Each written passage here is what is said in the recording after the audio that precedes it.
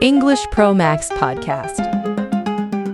Hey there, everyone. Welcome to the English Pro Max podcast, the show where you boost your English skills while learning to live your best life. I'm Monica, and I'm absolutely thrilled to be here with you today.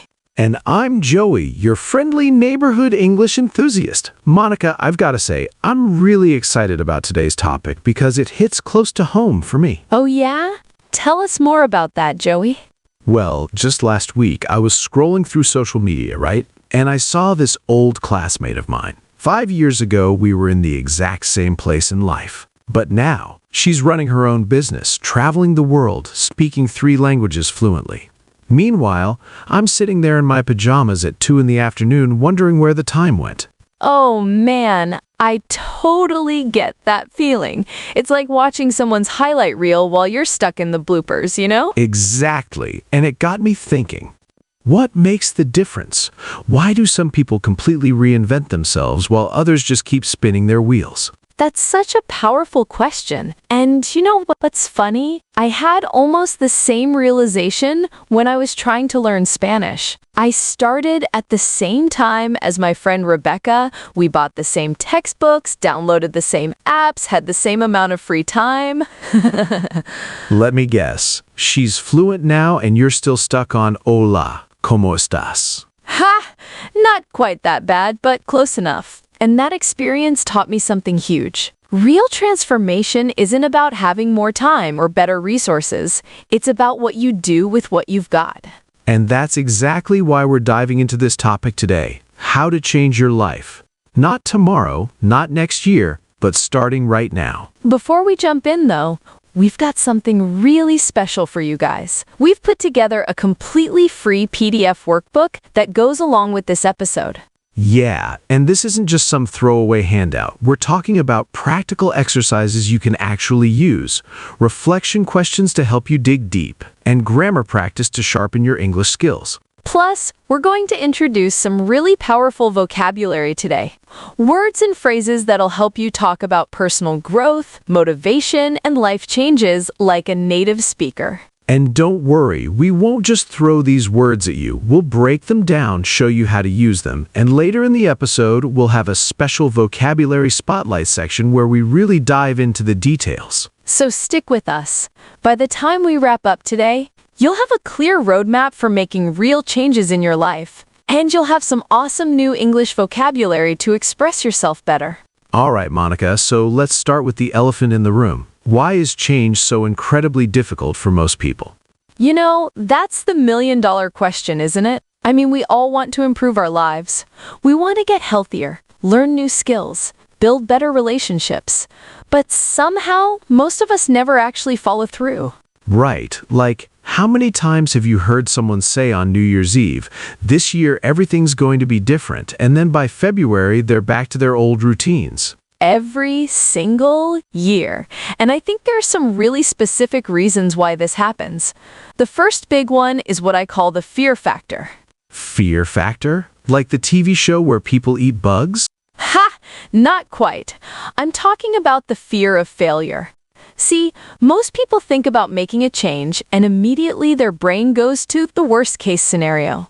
What if I try and completely bomb? What if people laugh at me? What if I waste my time and energy?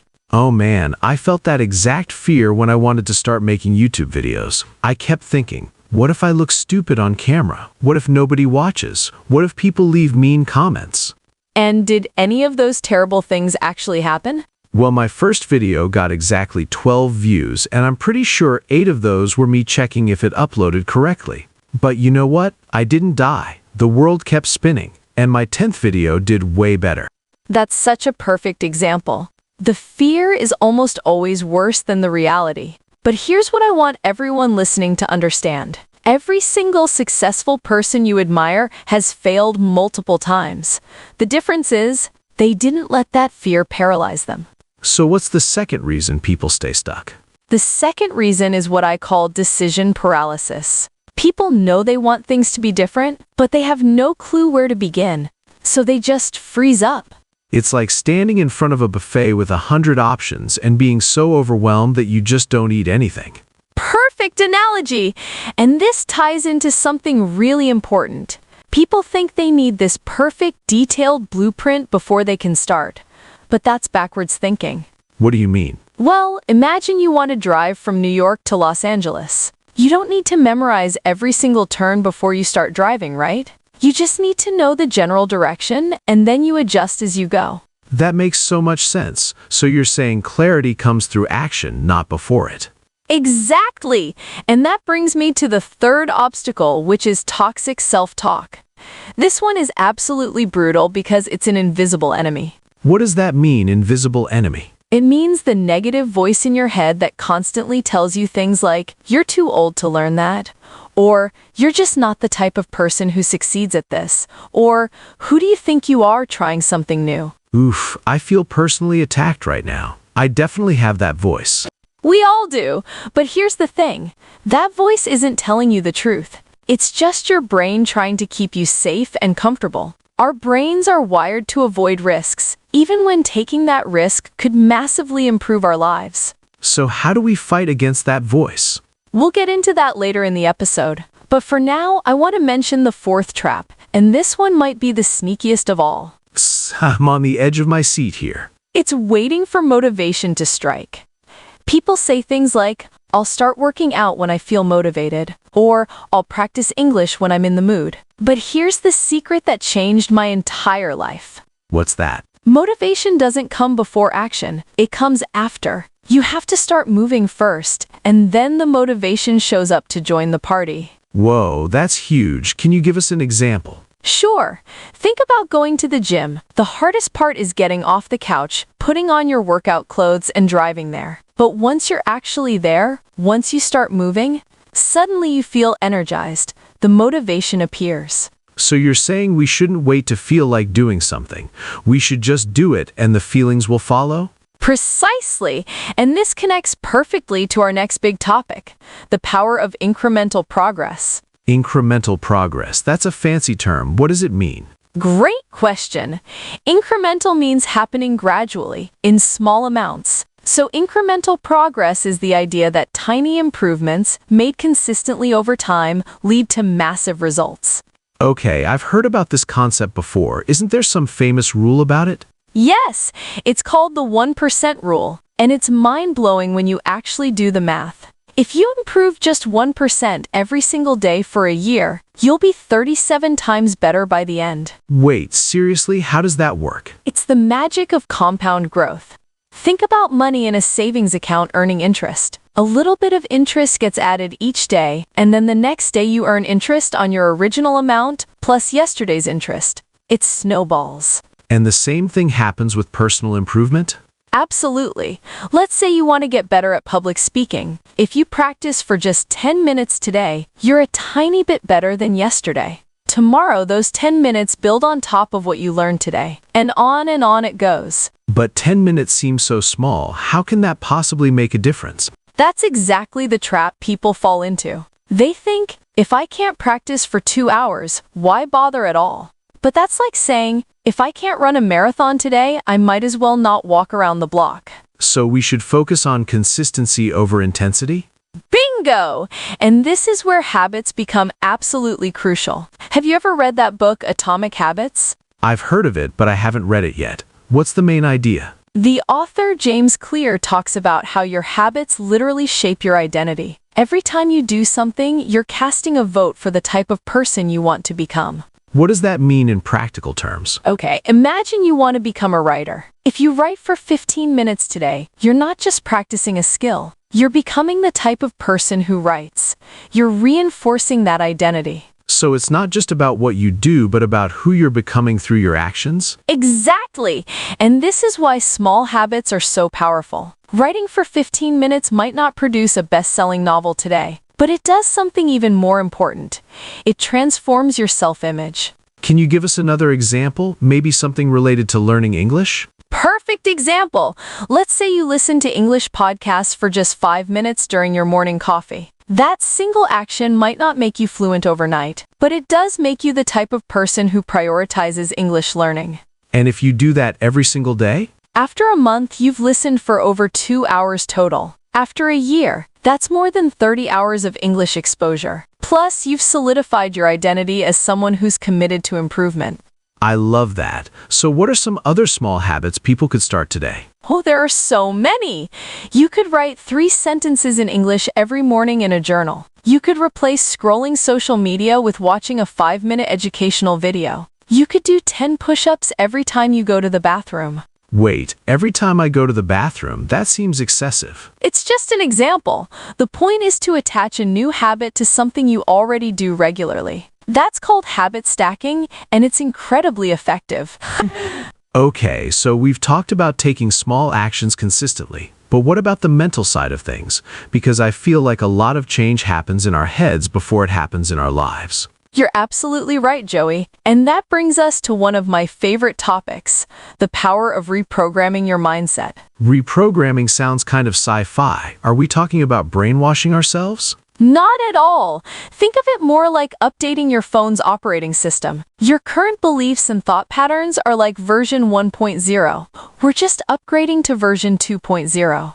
Okay, I'm intrigued. How do we do that? First, we need to understand the difference between a fixed mindset and a growth mindset. This concept comes from psychologist Carol Dweck, and it's revolutionary. What's the difference between the two? A fixed mindset says, I am the way I am and I can't change. A growth mindset says, I can develop my abilities through effort and learning. So someone with a fixed mindset might say, I'm just not good at math, while someone with a growth mindset would say what? They'd say, I'm not good at math yet, but I can improve with practice. See the difference? That one little word, yet, changes everything. That's powerful. But how do we shift from a fixed mindset to a growth mindset? One of the most effective techniques is using positive affirmations. Now I know some people hear that and immediately roll their eyes, but stick with me here. Yeah, I'll admit, the whole look in the mirror and tell yourself you're amazing thing always seemed kind of cheesy to me. I get that, but here's why affirmations actually work. Your brain has this incredible system called the reticular activating system, or RAS for short. The reticular what now? Reticular activating system. Basically, it's the part of your brain that filters information. There's way too much happening in the world for you to notice everything, so your RAS decides what's important based on what you focus on. Can you give an example? Sure.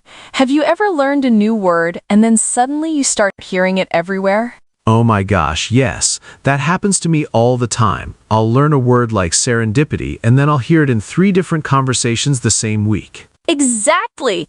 The word was probably around you all along, but your brain wasn't filtering it as important. Once you learned it, your RAS started highlighting it for you. So what does this have to do with affirmations? Well, if you constantly tell yourself, I'm terrible at learning languages, your RAS will look for evidence to support that belief. You'll notice every mistake you make, every word you forget, every awkward conversation.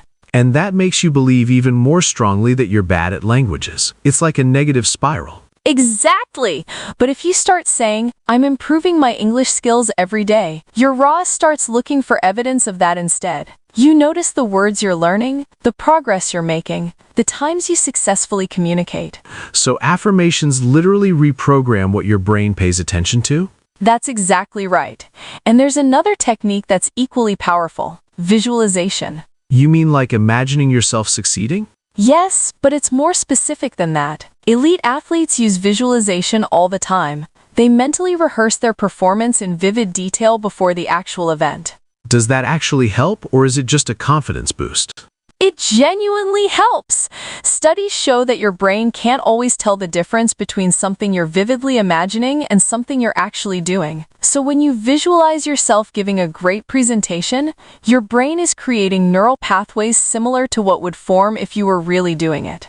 That's wild. So we can literally practice in our minds? Absolutely. And the more detailed and sensory you make it, the better. Don't just think, I'm going to speak English well. Imagine the room you're in, the people you're talking to, how confident you feel, the words flowing smoothly. This is blowing my mind right now. What's the third technique for reprogramming our mindset? The third one is gratitude practice. And I know this might sound unrelated to changing your life, but trust me, it's foundational. How does being grateful help you make changes? Because gratitude shifts your focus from what's missing to what's already good. When you're constantly thinking about everything that's wrong, your brain gets stuck in a negative loop. But when you actively look for things to appreciate, you train your brain to spot opportunities instead of obstacles. So instead of thinking, I'm so far from fluent in English, I could think, I'm grateful I can already have basic conversations? Perfect! And that mindset shift gives you energy and motivation to keep improving, rather than feeling defeated before you even start. Okay, so we've talked about mindset and habits, but there's something I've been wondering about. What about people who keep saying they're going to start tomorrow, or next week, or next month? Oh, the classic procrastination trap. This is huge, Joey. So many people are waiting for the perfect moment to begin. And I'm guessing you're going to tell us the perfect moment doesn't exist? You got it! Here's a hard truth. You will never feel completely ready. There will always be some reason to wait. You're too busy right now, or you don't have the right equipment, or you want to finish something else first. I definitely do this. I keep telling myself I'll start that side project once work calms down, but work never calms down. Exactly! And here's what I want everyone to understand. Confidence doesn't come before action. It comes after. Wait, really? I always thought you needed to be confident first, and then you could take action. Nope, you've got it backwards. Think about learning to ride a bike. Nobody feels confident before they've actually ridden the bike successfully. The confidence comes from doing it, falling a few times, getting back up, and eventually mastering it. So we just have to accept that we'll feel uncomfortable at first. Exactly! And there's this amazing principle called progress over perfection. It means taking messy, imperfect action is always better than waiting for conditions to be ideal. Can you give a real example of this? Sure. When I started this podcast, I didn't have professional equipment. I didn't have years of broadcasting experience. I just had a decent microphone and a genuine desire to help people learn English. And if you had waited until you had a full studio and professional training?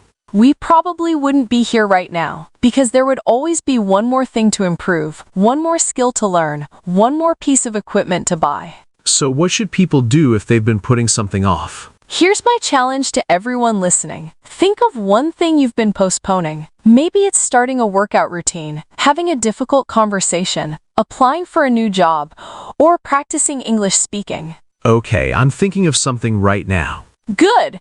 Now what's one tiny step you could take today? Not a huge commitment, just the smallest possible action.